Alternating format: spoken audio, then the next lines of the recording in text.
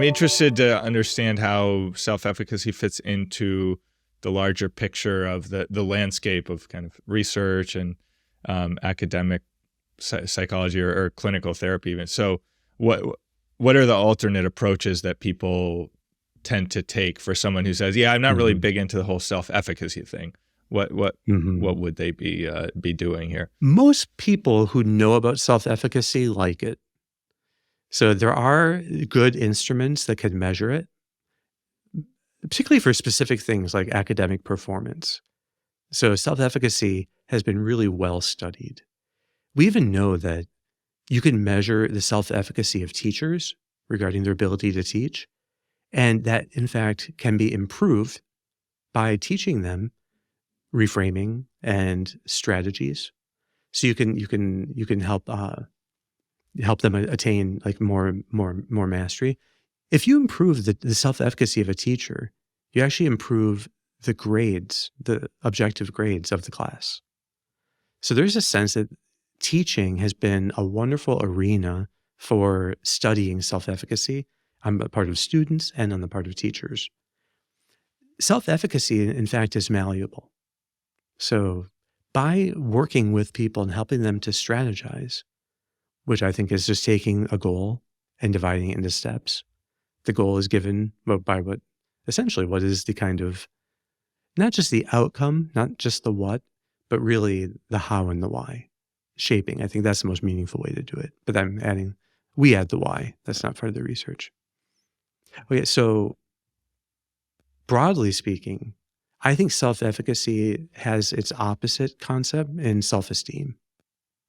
Self-esteem is more a judgment that people make about themselves. It tends to be global. It tends to be this assessment of worth. So, and trying to make the judgment that one is worthy. So, in a way, they arose at similar times in different environments. And self-esteem, I think, won the battle for the popular mind. And so you got this huge self-esteem movement that was focused because they thought incorrectly that just by praising children and lowering standards, people would feel better about themselves and all these good events, all these good things would follow.